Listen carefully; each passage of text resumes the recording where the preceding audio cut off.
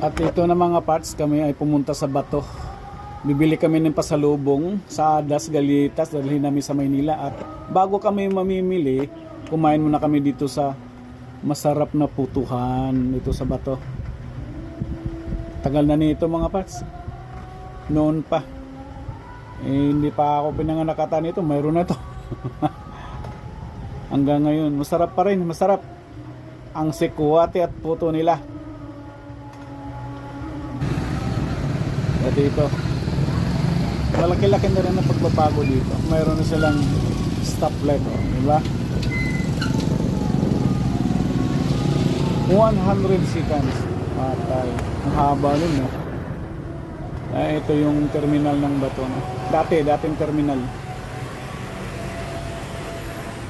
Uy, ang dami spaghetti, pababa.